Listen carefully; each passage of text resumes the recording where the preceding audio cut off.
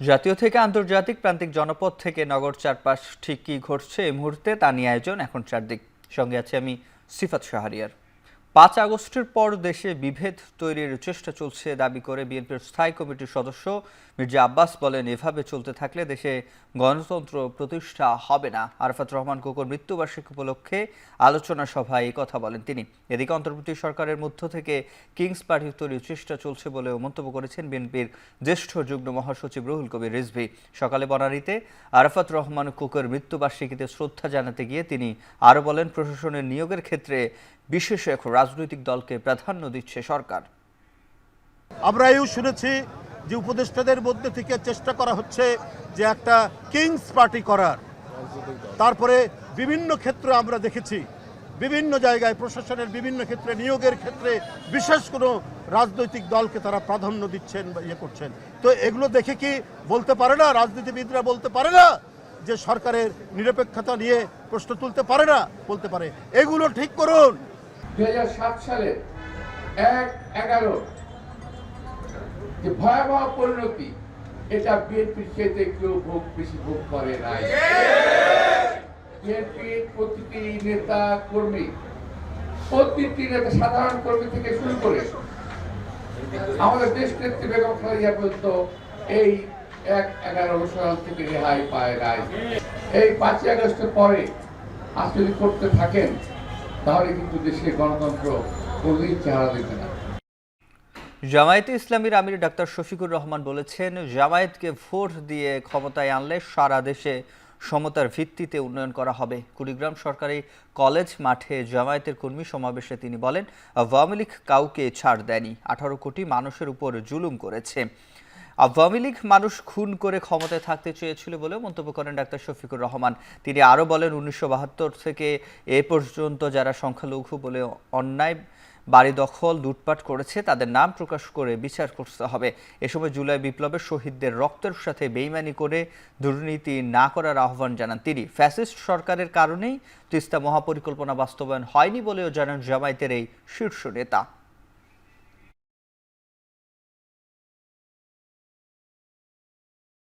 ক্ষমতার শেষ মুহূর্ত পর্যন্ত মানুষ খুন করে তারা ক্ষমতায় থাকতে চেয়েছে।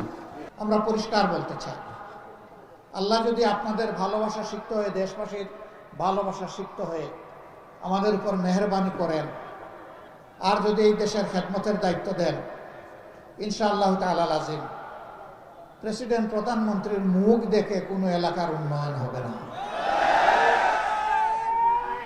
জনগণের ন্যায্য প্রয়োজনকে বিবেচনায় নিয়ে সমন্বিত সুষম উন্নয়ন হবে ইনশাআল্লাহ। পাগলের প্রলাপের মতো গুজব ছড়ানো হচ্ছে। সামাজিক যোগাযোগ মাধ্যমে নিজের ভেরিফাইড অ্যাকাউন্ট থেকে এক ফেসবুক পোস্টে একথা উল্লেখ করেছেন আইন উপদেষ্টা ডক্টর আসিফ নজরুল। এ সময় গুজবে কান না দেওয়ার আহ্বান জানান তিনি। গেল মধ্যরাতে অন্তর্বর্তী সরকারের উপদেষ্টা ও সমন্বয়কদের নিয়ে সামাজিক যোগাযোগ মাধ্যমে আলোচনা ও সমালোচনার ঝড় উঠে। ছড়িয়ে পড়ায় একাধিক পোস্টে উপদেষ্টা ও সমন্বয়কদের নিয়ে বিভিন্ন অপতথ্য ছড়ানো হয়। সামাজিক যোগাযোগ মাধ্যমের বিভিন্ন ব্যক্তিরা একাধিক পোস্ট দিয়ে এসব দাবি আরও জোরালো করার চেষ্টা করেন। এ সময় গুজব ছড়ানোর কারণে জনমনে বিভ্রান্তি তৈরি হয়। তার প্রেক্ষিতে ফেসবুক স্ট্যাটাসে আইন উপদেষ্টা ডক্টর আসিফ নজরুল বলেন, তারা সবাই ভালো আছেন এবং সবাই নিজ নিজ জায়গাতেই আছেন। ছাত্র জনতার অভ্যুত্থানে ক্ষমতাচ্যুত শেখ হাসিনা সরকারের উচ্চ প্রবৃদ্ধির দাবি ছিল জালিয়াতি। বার্তা সংস্থা রয়টার্সকে দেয়া বিশেষ সাক্ষাৎকারে একথা বলেছেন প্রধান উপদেষ্টা ডক্টর মোহাম্মদ ইউনূস। হাসিনা সরকারের দুর্নীতি নিয়ে প্রশ্ন না তোলায় আন্তর্জাতিক সম্প্রদায়ের ভূমিকা নিয়েও সমালোচনা করেন তিনি। নির্বাচনে প্রতিদ্বন্দ্বিতা করার কোনো আগ্রহ নেই বলেও জানিয়েছেন প্রধান উপদেষ্টা। সাক্ষাৎকারে তিনি বলেন, দেশ কিভাবে চলতো এই নিয়ে কথা বলেছিলেন শেখ হাসিনা। সে সময় কেউ তাকে কোনো প্রশ্ন করেনি। ফলে শেখ হাসিনা সরকারের স্বৈরাচারী হয়ে ওঠায় আন্তর্জাতিক সম্প্রদায়েরও দায় আছে বলে মনে করেন প্রধান উপদেষ্টা। তিনি বলেছেন, যা ঘটেছে এর জন্য পুরো বিশ্বই দায়ী, তবে এটি বিশ্বের জন্য একটি শিক্ষা। অর্থনৈতিক প্রবৃদ্ধির হার দিয়ে মানুষের জীবনমানের উন্নতির তুলনা করতে চান না উল্লেখ করে ডক্টর ইউনূস বলেন, তিনি ব্যক্তিগতভাবে প্রবৃদ্ধির হার দিয়েই সবকিছু বিবেচনা করার পক্ষে নন।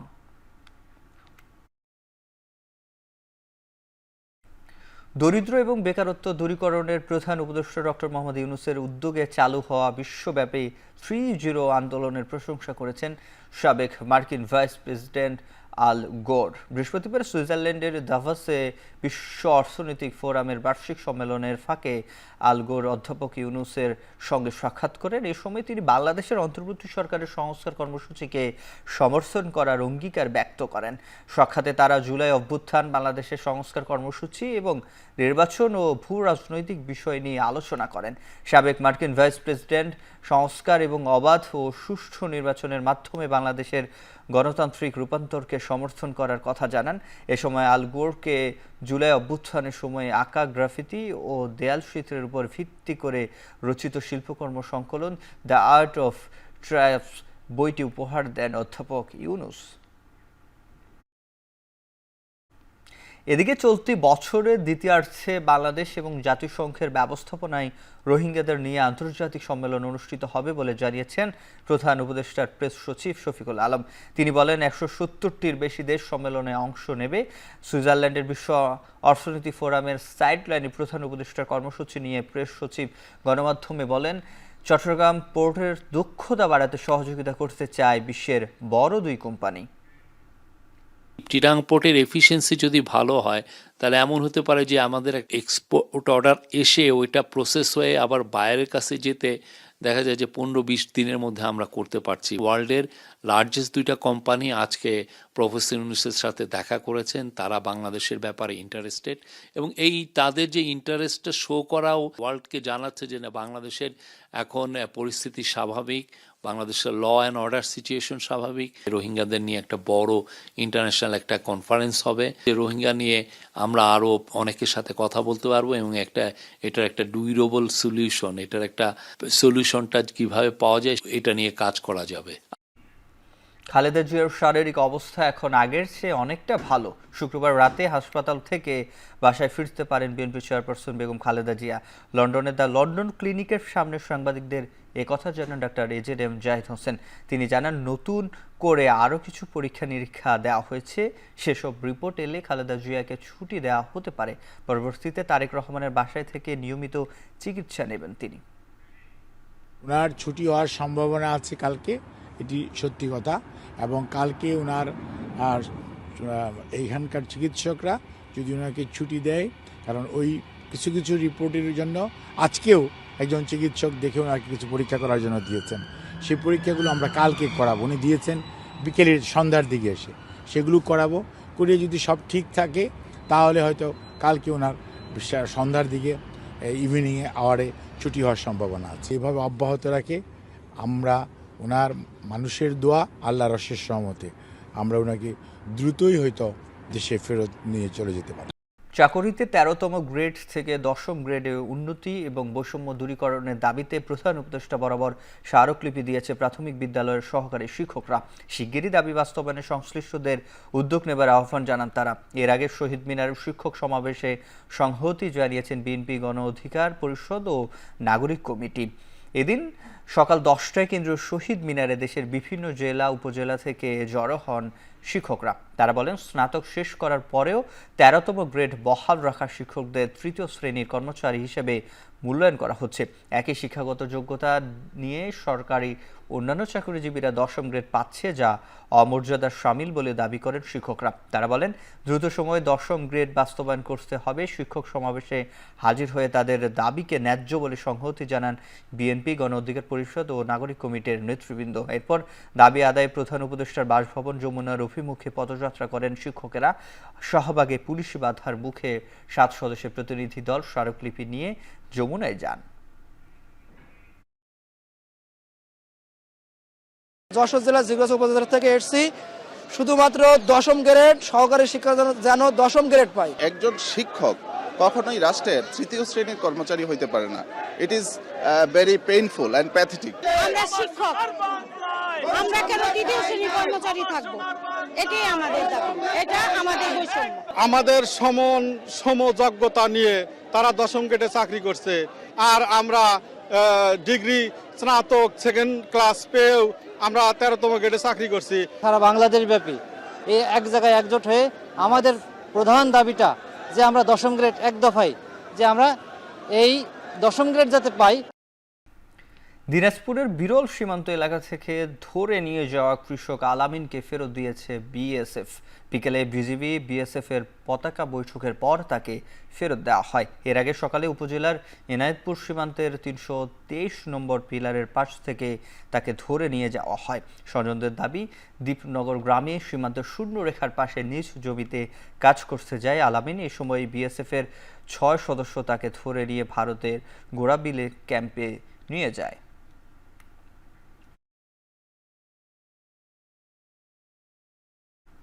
কক্সবাজারের মহেশখালীতে তাপবিদ্যুৎ প্রকল্পে আগুন দেওয়ার সাথে জড়িত 6 জনকে আটক করা হয়েছে। ভোরে উপজেলার ধলঘাটা ইউনিয়নের মুহুরিগনা এলাকায় কোস্টগার্ড ও নৌবাহিনীর যৌথ অভিযান চালিয়ে তাদের আটক করা হয়। এ সময় তাদের কাছ থেকে 5টি আগ্নেয়াস্ত্র, 11টি রাউন্ড কার্তুজ ও 13টি দেশীয় অস্ত্র উদ্ধার করা হয়। নৌবাহিনী ও কোস্টগার্ড জানায়, বৃহস্পতিবার মাতারবাড়ি কয়লা তাপবিদ্যুৎ কেন্দ্র প্রকল্পের নির্মাণাধীন এলাকায় চাঁদাবাজি করতে ব্যর্থ হয়ে যানবাহনে আগুন দেয় স্থানীয়দের অভিযোগ। সাধারণ মানুষকে জিম্মি করে ভয়ভীতি দেখাতো কলিমুল্লাহ বাহিনী।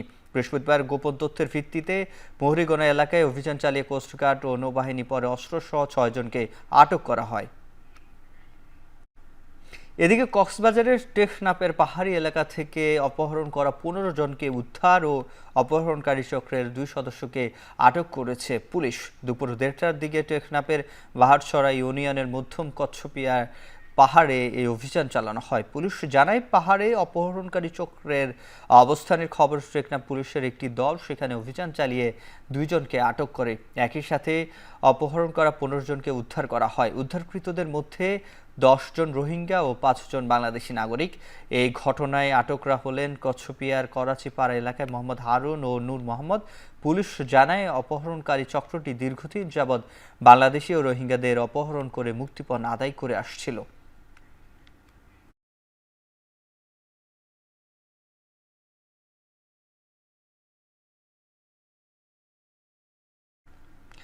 বান্দরবানের নাইক্ষ্যংছড়ি সীমান্ত মাইন বিস্ফোরণে 2 জন আহত হয়েছেন। ভোরে উপজেলার ফুলতলি আশারতলি সীমান্তের 47-48 নম্বর পিলার এলাকায় এই ঘটনা ঘটে। পরে আহতদের উদ্ধার করে কক্সবাজার সদর হাসপাতালে পাঠানো হয়। স্থানীয়রা জানায়, বিস্ফোরণে আহত আলী হোসেন ও আরিফুল্লাহ অবৈধভাবে গরু আনতে মিয়ানমারের অনুপ্রবেশ করে। এ সময় সীমান্ত এলাকায় পুঁতে রাখা স্থলমাইন বিস্ফোরণ হলে তারা গুরুতর আহত হন।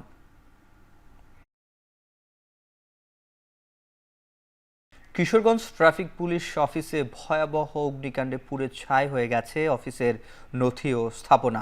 জেলা শহরের পুরাতন কোর্ট এলাকায় বৃহস্পতিবার দিবাগত রাত 3টার দিকে এই অগ্নিকাণ্ড হয়। এ সময় অফিসে ঘুমিয়ে থাকা 4 জন ট্রাফিক সদস্য দ্রুত দৌড়ে বেরিয়ে আসার কোনো হতাহতের ঘটনা ঘটেনি। আগুনের খবরে ফায়ার সার্ভিসের 5টি ইউনিট ঘটনাস্থলে পৌঁছে 3 ঘন্টার প্রচেষ্টায় আগুন নিয়ন্ত্রণে আনতে সক্ষম হয়। তবে আগুনের সকল নথি ও আসবাবপত্র পুরো স্থাপনা পুড়ে যায়। আগুনের উৎস এবং ক্ষয়ক্ষতির পরিমাণ সম্পর্কে এখনও জানা যায়নি।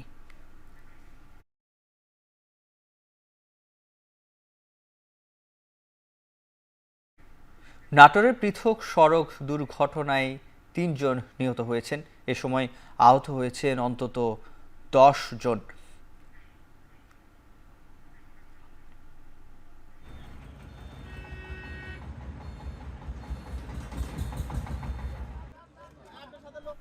এদিকে ফরিদপুরে গণপিটুনিতে এক যুবকের মৃত্যু হয়েছে। বৃহস্পতিবার রাত 11:30টায় জেলার সদরের আলিয়াবাদ ইউনিয়নের গদাধর টাঙ্গি গুচ্ছ গ্রামে এই ঘটনা ঘটে।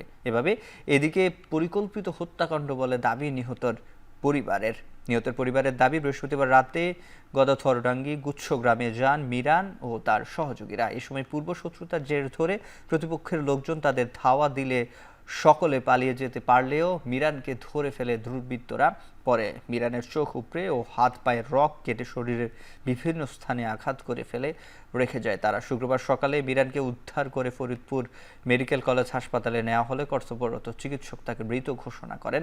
নিহত স্বজনরা আরও জানান, দীর্ঘদিন ধরে স্থানীয় চেয়ারম্যান উমর ফারুকের লোকজনের সাথে মিরানের বিরোধ চলে আসছিল। এর জেরে পরিকল্পিত এই হত্যাকাণ্ড। তবে পুলিশ বলছে, মিরান ওই এলাকায় সন্ত্রাসী কর্মকাণ্ডের সাথে জড়িত ছিল। রাতে গুচ্ছগ্রামে ডাকাতি ও চাঁদাবাজি করতে গেলে স্থানীয়দের গণপিটুনিতে তার মৃত্যু হয়। মিরানের নামে কোতোয়ালি থানায় 5টি মামলা রয়েছে বলেও জানায় পুলিশ। হাতে পায়ের রক কাটা, চোখ দুটো উঠে ফেলাইছে, মানে এবার আনার মরা টানছে, মানে এবার আনার পর দম ছিল না। রাইতে ডাক দিয়ে নিয়ে চেয়ারম্যানের লোকজন প্রান্ত বেশ কিছু লোকজন নিয়ে ধারালো অস্ত্র দিয়ে কুবাই জখম করে চোখ উঠে দেয়। গুচ্ছ গ্রামের লোকজন, আশেপাশের লোকজন মাইকিং করে চোর বা ডাকাত ছন্দে তাদেরকে ধাওয়া করে। বাকি লোকজন চলে গেলেও তার সহযোগীরা মিরান যে নাম, যে রিজিস্ট, একে তারা ধরে ফেলে। মিরানের পিসিপিআর যেটা পূর্ব ইতিহাস যেটা আমরা জানতে পেরেছি, তার নামে একাধিক মামলা আছে। সে মামলা মারামারি, চাঁদাবাজি, খুন, অপহরণ, দ্রুত বিচার, এরকম একাধিক মামলা আছে। 11 মাসেরও বেশি সময় বন্ধ থাকার পর ব্রাহ্মণবাড়িয়ার আশুগঞ্জ ইউরিয়ার সার কারখানায় আবারও উৎপাদন শুরু হয়েছে। বৃহস্পতিবার রাত 8:30 থেকে সার উৎপাদন শুরু হয়। গ্যাসের চাপ কম থাকার কারণে ঢিমের তালে চলছে উৎপাদন কাজ। পুরো দমে সার উৎপাদনে যেখানে 40 থেকে 42 বার চাপ প্রয়োজন, সেখানে বর্তমানে মিলছে 30 থেকে 34 বার। তাই উৎপাদনে এই দীর্ঘতি গ্যাসের সমস্যা পুরোপুরিভাবে কেটে গেলে উৎপাদন স্বাভাবিক হবে বলে জানায় কারখানা কর্তৃপক্ষ।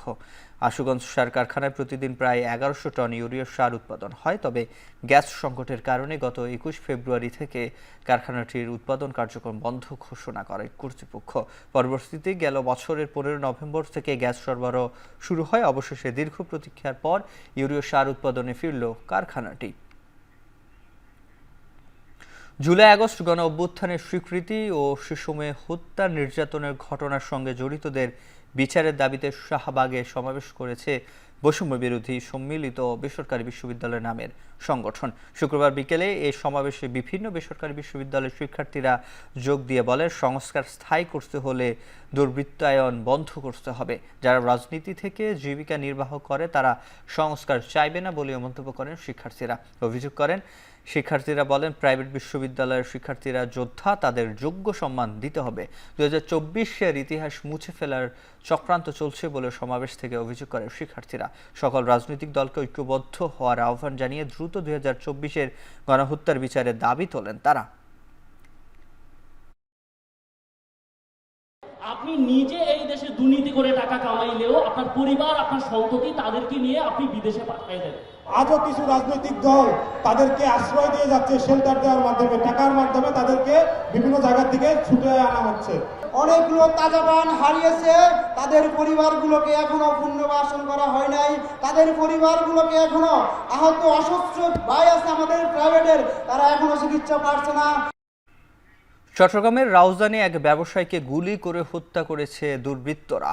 এ ঘটনায় আহত হন আরও 2 জন এবং এদিন দুপুর 11টার দিকে রাউজানের নোয়াপাড়া এলাকায় এই ঘটনা ঘটে। পুলিশ জানায়, জুম্মার নামাজ পড়তে যাওয়ার সময় সুরকি ব্যবসায়ী মোহাম্মদ জাহাঙ্গীরকে গুলি করে পালিয়ে যায় দুর্বৃত্তরা। আহতদের উদ্ধার করে হাসপাতালে নেওয়া হয়। তবে হত্যাকাণ্ডের কারণ কিংবা এর সাথে কারা জড়িত এখনও তা নিশ্চিত করা যায়নি। তদন্ত শেষে হত্যার প্রকৃত কারণ কিংবা জড়িতদের চিহ্নিত করা হবে বলে জানিয়েছে পুলিশ।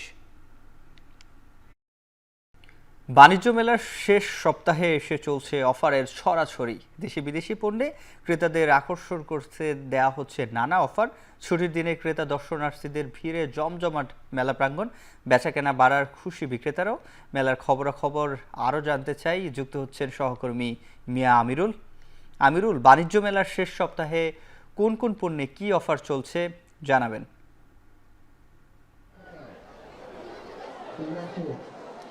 সিফাত, আপনাকে যেমনটি জানাতে চাই, বাণিজ্য মেলায় আজকে সপ্তাহের ছুটির দিন ঘিরে কিন্তু আমরা বিভিন্ন ধরনের পণ্য সামগ্রীতে ব্যাপক ছাড় লক্ষ্য করেছি। বিশেষ করে যদি বলি, আমাদের আসবাবপত্র থেকে শুরু করে, ঘরের আসবাবপত্র থেকে শুরু করে আমাদের যে স্টাইলিশ যে পণ্যগুলো থাকে সেগুলোতে আমরা দেখেছি। সেই সাথে দেশি বিদেশি যে স্টলগুলো ছিল সেগুলোতে আমরা যেমনটি লক্ষ্য করেছি, ক্রেতাদের ক্রেতা আকর্ষণের জন্য কিন্তু স্টলের যারা আছে তারা কিন্তু আমরা দেখেছি 10 থেকে 15%, কিছু কিছু ক্ষেত্রে 15 থেকে 20%ও আমরা ছাড়ের ছড়াছড়ি দেখেছি। সেই সাথে যদি জানিয়ে রাখতে চাই, বিভিন্ন যেই পোশাক পরিচ্ছদের যে দোকানগুলো ছিল আমরা সেগুলো ঘুরে দেখেছি। সেখানটায় আমরা যেটা লক্ষ্য করেছি যে পণ্য ভেদে কিন্তু 500 থেকে 600 টাকার পর্যন্ত ছাড় দিতে আমরা দেখেছি। সেই সাথে যদি বলে রাখতে চাই, যেমনটি বলছিলাম যে ঘরের যে আসবাবপত্র, ঘর সাজানোর যে উপলক্ষ, আমরা কিন্তু যেমনটি লক্ষ্য করছিলাম আজকের শুক্রবার ছুটির দিন সবাই সপরিবার আসছেন, তাদের যে ঘর সাজানোর যে উপলক্ষ আমরা দেখেছিলাম বিভিন্ন খাট, ওয়ারড্রব থেকে শুরু করে টেবিল চেয়ার, সেগুলোতেও কিন্তু আমরা ছাড়ের ছড়াছড়ি দেখেছি। আমরা 11 থেকে 15% পর্যন্ত আমরা ছাড় দেখেছি সেখানটায়। এবং সেই সাথে যদি জানিয়ে রাখতে চাই আজকের যে মেলার 24তম দিন, সেই 24তম দিন এসে তথা মেলার একেবারে বলা চলে শেষ সপ্তাহ পার করছে এবারের ঢাকা আন্তর্জাতিক বাণিজ্য মেলা। সেই উপলক্ষে আজকের যেহেতু সপ্তাহের ছুটির দিন, সবাই কিন্তু পরিবার পরিজন নিয়ে আসছেন। আমি যদি আপনাদেরকে একটু পেছনে দেখাতে চাই, আপনি হয়তোবা লক্ষ্য করছেন যে পেছনে বিপুল পরিমাণে মানুষের যে সমাগম সেটি ঘটছে। এবং আমরা যেমনটি লক্ষ্য করছিলাম দুপুরের দিকে কিছুটা কম ছিল, কিন্তু বেলা বাড়ার সাথে সাথে কিন্তু সেটি আরও বাড়তে শুরু করেছে। এবং আরও একটি বিষয় যেটি আমরা লক্ষ্য করেছি, মেলার যে প্রবেশপথটি ছিল সেখানটা কিন্তু প্রচুর পরিমাণে ভিড় আমরা লক্ষ্য করেছি। এবং এবং এবং যেটি আপনাদেরকে একটু দেখানোর চেষ্টা করছিলাম সিফাত, যে আপনি লক্ষ্য করছেন এখন যেহেতু মাঘ মাস চলছে, শীতের এখনো পর্যন্ত শীত পুরোপুরি যায়নি। আমরা নগরবাসী যারা মেলায় আসছেন তারা কিন্তু অনেকেই তারা যে শীতের যে পোশাক পরিচ্ছদের যে দোকান, তারা কিন্তু সেখানটায় ভিড় করছেন। দোকানেরও আমরা যেমনটি লক্ষ্য করেছি, দোকানেরা কিন্তু তাদের যেই ছাড়ের যেই বিভিন্ন অফারের যে বিষয়, তারা কিন্তু সেটি ক্রেতা আকর্ষণের জন্য সেটি বলছেন। এবং আরও একটি বিষয় যে আমরা দেশীর পাশাপাশি বিভিন্ন ধরনের বিদেশি স্টলগুলো আমরা দেখানোর চেষ্টা করছিলাম। যেমনটি দেখেছি যে বিদেশি স্টলগুলোতে কিন্তু প্রচুর পরিমাণে ছাড় দিয়ে রাখা হয়েছে। এবং সেই সাথে যদি সব মিলিয়ে বলতে চাই, আজকের যে বাণিজ্য মেলা শুক্রবার ছুটির দিনে এসে কিন্তু বেশ জমজমাটি বলা চলে। এবং শেষ সপ্তাহে হয় কিন্তু দোকানিরা তথা ব্যবসায়ীরা কিন্তু বিভিন্ন ধরনের অফার নিয়ে তারা কিন্তু বাণিজ্য মেলায় তারা ক্রেতাদের আকর্ষণ করছেন।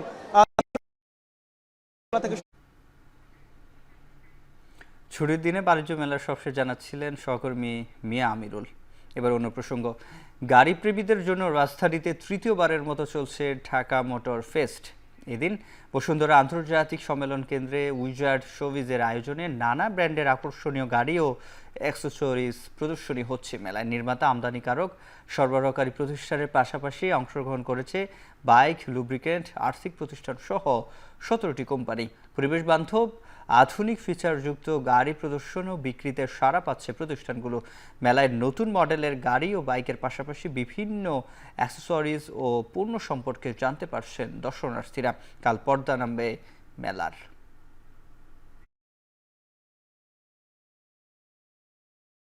একই ছাদের নিচে সবাই মিলে যে একটা একসাথে মিলন মেলাটা আসলেই প্রতিবার আমরা খুব এনজয় করি। মোবাইল কোম্পানি কোনটা ভালো, কোন যানবাহনে ব্যবহার করা যায়, এই বিষয়ে জানার জন্য আমার মেনলি আসা। এবার এনেছি আমরা সেডান কার ইলাইট জিএমই ব্র্যান্ডের, আর যেটা হয়েছে দর্শনার্থীরা ঝুঁকে পড়েছেন। দক্ষিণ কোরিয়ার বিখ্যাত কিয়া ব্র্যান্ডের কিয়া সেরাটো সেডান কার আমরা নিয়ে এসেছি প্রথম লটে 45টা গাড়ি, এবং আমরা খুব ভালো সাড়া পাচ্ছি। সবাই প্রশংসা করছে এই আয়োজনের ব্যাপারে, এখন সামনে আরও বড় আকারে করার জন্য আহ্বান জানাইছে। নাটোরে চলছে 10 দিন ব্যাপী বিসিক শিল্প উদ্যোক্তা মেলা। শেষ সময়ে বেড়েছে ক্রেতাদের ভিড়। এ নিয়ে আরও জানাতে বিসিক চত্বর থেকে যুক্ত হচ্ছেন মাহবুব হোসেন। মাহবুব, মেলায় কতটি স্টল রয়েছে, বেচাকেনা নিয়ে কি বলছে বিক্রেতারা, জানান। জি, আপনি যেমনটি বলছিলেন যে এই মাসের কিন্তু 16 তারিখে এই বিসিক উদ্যোক্তা মেলা এটি শুরু হয়।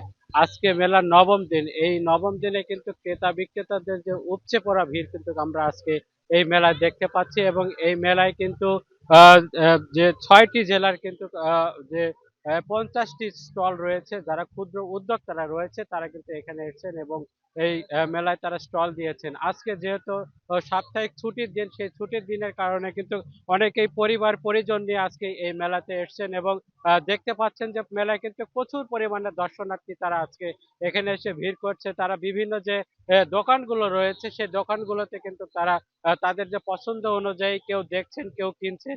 তবে সব মিলে কিন্তু যদি বলি যে ক্রেতা বিক্রেতাদের যে মিলন মেলা সেটি কিন্তু এই বিসিক উদ্যোক্তা মেলায় কিন্তু শুরু হয়েছে। আপনাকে আরেকটু জানিয়ে রাখি যে মেলার শেষ সময় কিন্তু যেসব দোকান রয়েছে তারা কিন্তু বিশেষ ছাড়ের ব্যবস্থা করেছেন এবং প্রতিটি পণ্যে প্রায় 50 থেকে 100 টাকা এবং বিভিন্ন যে পণ্য রয়েছে তারা কিন্তু সেই পণ্যগুলোতে ছাড় দিচ্ছেন। এতে করে ক্রেতারা আকৃষ্ট হচ্ছে এবং আকৃষ্ট হওয়ার কারণে কিন্তু অনেক ক্রেতাই তারা এখানে কিনছেন। আমাদেরকে বিসিক কর্তৃপক্ষ যেটি জানিয়েছে যে মেলায় গতকাল পর্যন্ত কিন্তু প্রায় 60 লাখ টাকার বেচাকেনা হয়েছে এই 10 দিনের যে মেলা সেই মেলাতে।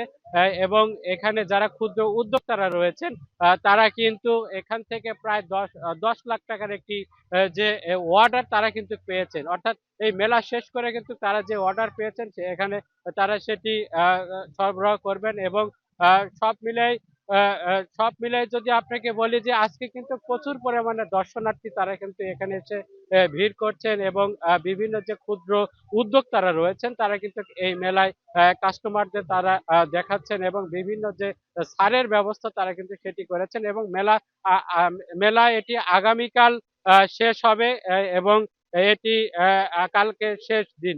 যার কারণে আজকে কিন্তু যারা দর্শনার্থীরা রয়েছেন তারা কিন্তু এখানে এসে ভিড় করছেন। শুধু মেলায় এখানে দর্শনার্থীদের জন্য কিন্তু বিভিন্ন যে সাংস্কৃতিক অনুষ্ঠান সেটি কিন্তু ব্যবস্থা করেছেন কর্তৃপক্ষ। এছাড়া শিশুদের জন্য কিন্তু বিভিন্ন রাইড সেটি কিন্তু তারা এখানে নিয়ে আসছেন। যার কারণে শিশু কিশোর এবং সব বয়সী মানুষের ভিড় কিন্তু এই মেলায় আজকে লক্ষ্য করা যাচ্ছে এবং ব্যাপক পরিমাণে ভিড় এখানে তৈরি হয়েছে। তো শিপাতে এই ছিল নাটোরের বিসিক উদ্যোক্তা মেলা থেকে আমার কাছে সবশেষ তথ্য। বিসিক মেলার সবশেষ জানাচ্ছিলেন নাটোর থেকে সহকর্মী মাহবুব হোসেন। কবি মাইকেল মধুসূদন দত্তের 201তম জন্মবার্ষিকী উপলক্ষে তার জন্মস্থান সাগরদাড়িতে মধু মেলার আয়োজন করা হয়েছে। বিস্তারিত জানাতে মেলা প্রাঙ্গণ থেকে যুক্ত হচ্ছেন রিপন হোসেন। রিপন, এবারের মধু মেলায় কি কি আয়োজন আছে, কি ধরনের পণ্য মিলছে জানাবেন।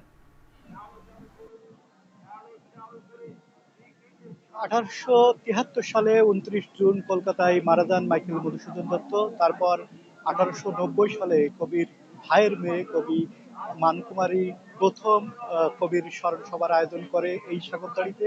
তারপর থেকে কিন্তু এই মেলাটি চলছে। আপনি জানেন যে 201তম জন্মবার্ষিকী এই মেলাটি চলছে। এই মেলায় আমরা দেখেছি যে বিভিন্ন স্টল রয়েছে, প্রায় 3 শতাধিকের বেশি স্টল রয়েছে। বিভিন্ন স্টলে খাবার থেকে শুরু করে নিত্য প্রয়োজনীয় জিনিস রয়েছে, কসমেটিক রয়েছে, সব ধরনের জিনিস রয়েছে। আমরা দেখেছি যে বিনোদনের জন্য বিভিন্ন ব্যবস্থা করা হয়েছে। এখানে রয়েছে নাগরদোলা রয়েছে, সার্কাস রয়েছে, পুতুল খেলা রয়েছে, অর্থাৎ গ্রামীণ যে খেলাগুলো রয়েছে সেই খেলাগুলোও আমরা কিন্তু এখানে উপভোগ করবে দর্শকরা, এমনটি দেখতে পাচ্ছি। আজ থেকে মেলা শুরু হয়েছে, আগামী 30শে জানুয়ারি এই মেলাটি শেষ হবে এমনটি জানিয়েছেন আয়োজকরা যেটি বলছেন যে এবছর মেলায় বিভিন্ন ধরনের আয়োজন করা হয়েছে এবং নিরাপত্তার জন্য সিসি ক্যামেরা শুরু করে পুলিশ, বিজিবি সহ বিভিন্ন আইন শৃঙ্খলা বাহিনীর সদস্যরা নিয়োজিত রয়েছে এবং স্বেচ্ছাসেবী সংগঠনের বিভিন্ন নেতারা রয়েছেন। কিছুক্ষণ আগে আমরা দেখেছি যে এই মেলার উদ্বোধন করেছেন খুলনা বিভাগীয় কমিশনার। উদ্বোধনের পরেই যে মঞ্চ রয়েছে সেই মঞ্চে আলোচনা সভা শুরু হয়েছে। তারপরে আলোচনা সভার পরে সাংস্কৃতিক অনুষ্ঠানের আয়োজন করা রয়েছে, বিভিন্ন নাটক রয়েছে। এই যে গ্রামীণ যে সংস্কৃতির আপনি জানেন যে হারিয়ে যাচ্ছে, সেই গ্রামীণ সংস্কৃতির যে ফ্লেভার উপভোগ করার জন্য এখানে বিভিন্ন অনুষ্ঠানের আয়োজন করা হয়েছে। আর যদি লোকের কথা বলি, এখানে কিন্তু আজকে শুক্রবার লোকের সমাগম বেড়েছে এবং এক সপ্তাহব্যাপী কিন্তু এখানে সমাগম এভাবেই থাকবে।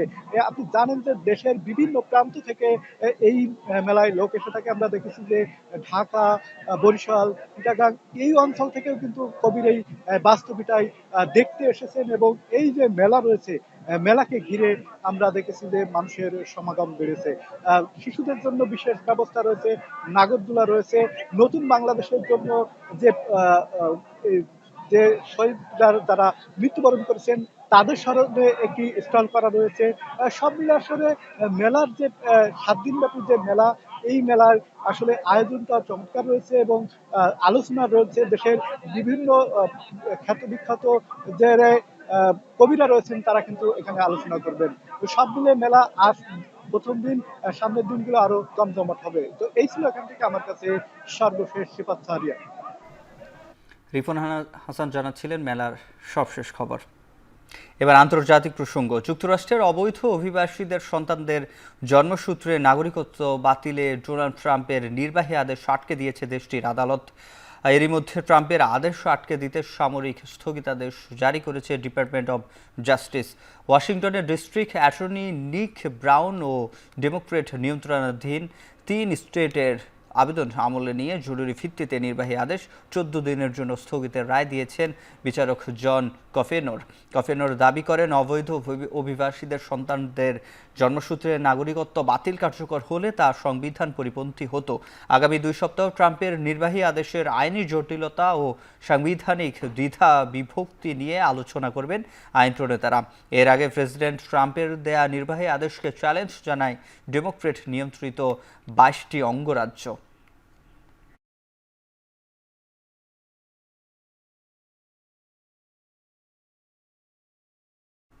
যোগাযোগ প্রযুক্তি উন্নয়নের লক্ষ্যে মহাকাশে নতুন একটি পরীক্ষামূলক স্যাটেলাইট পাঠিয়েছে চীন। দক্ষিণ পশ্চিমাঞ্চলীয় সিচুয়ান প্রদেশের জিচাং স্যাটেলাইট উৎক্ষেপণ কেন্দ্র থেকে পরীক্ষামূলক স্যাটেলাইটটি উৎক্ষেপণ করা হয়। বৃহস্পতিবার রাতে লং মার্চ 3B রকেট করে উৎক্ষেপণের পর স্যাটেলাইটটি পরিকল্পিত কক্ষপথে সফলভাবে পৌঁছেছে বলে দাবি করা হচ্ছে।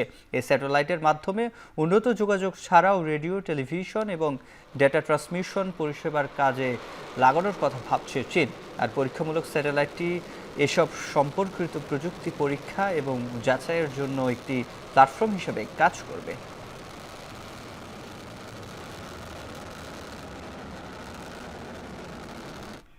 ক্ষমতাচ্যুত বাশার আল আসাদের নিয়ন্ত্রণে থাকা সিরীয় সেনাবাহিনীর মালিকানাধীন একটি কারখানা থেকে 30 টনেরও বেশি মাদক জব্দ করেছে দেশটির মাদকদ্রব্য নিয়ন্ত্রণ অধিদপ্তর। সিরিয়ার অন্তর্বর্তী সরকারের নেতৃত্বাধীন প্রতিরক্ষা বিভাগ জানায়, এই কারখানায় ক্রিস্টাল মেথ ছাড়াও মারাত্মক কিছু মাদকদ্রব্যের কাঁচামাল মজুত করে রেখেছিল আসাদ বাহিনীর 4th ডিভিশনের সদস্যরা। রয়টার্স বলছে, এই 4th ডিভিশনের এই কারখানাটির মূলত বাশার আল আসাদের ভাই মাহের আল আসাদ নিয়ন্ত্রণ করত।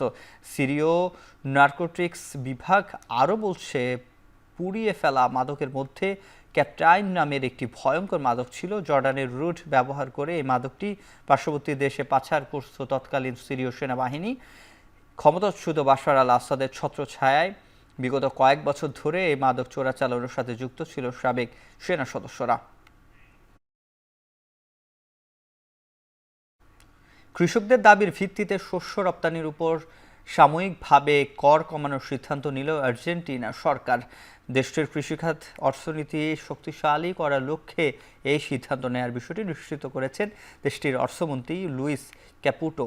এই আওতায় সোমবার থেকে জুন পর্যন্ত সয়াবিন এবং উপজাত কৃষি পণ্যের উপর রপ্তানি কর কমানো হবে। সয়াবিন রপ্তানির উপর কর 33% থেকে কমে 26%, তেলবীজ থেকে উৎপাদিত পণ্যের উপর কর 31% থেকে কমে 24.5% এবং গম ও ভুট্টার জন্য 12% থেকে কমিয়ে 9.5% কর নির্ধারণ করা হয়েছে।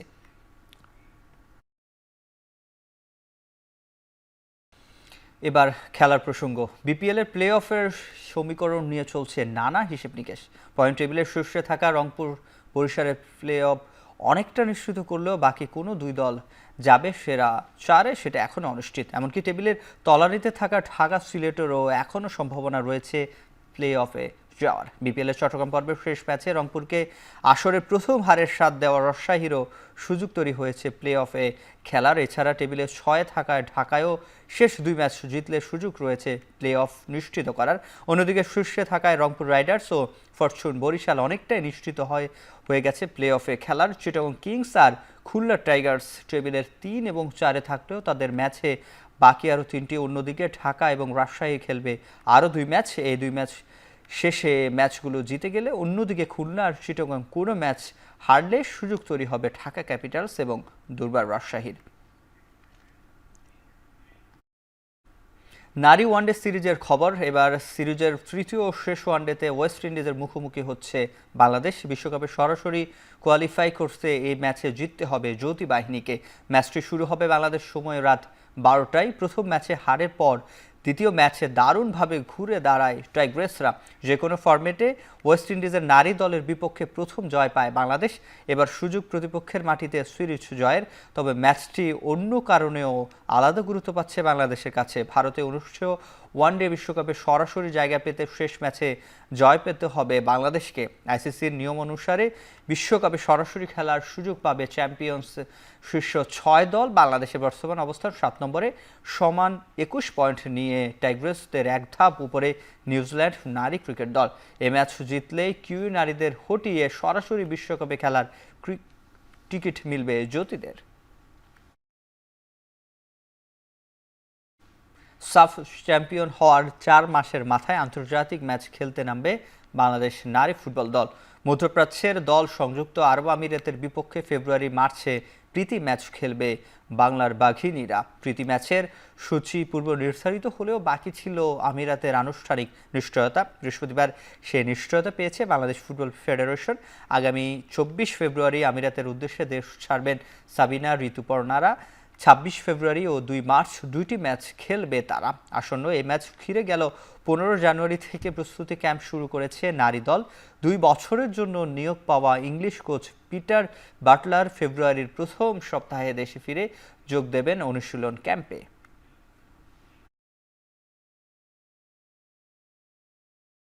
শেষ করছি এখন চারদিকে। এখন টেলিভিশন ওয়েবসাইটে দেখতে ভিজিট করুন www.এখন.tv। এখন টেলিভিশন ফেসবুকে দেখতে ভিজিট করুন facebook.com/tv.এখন।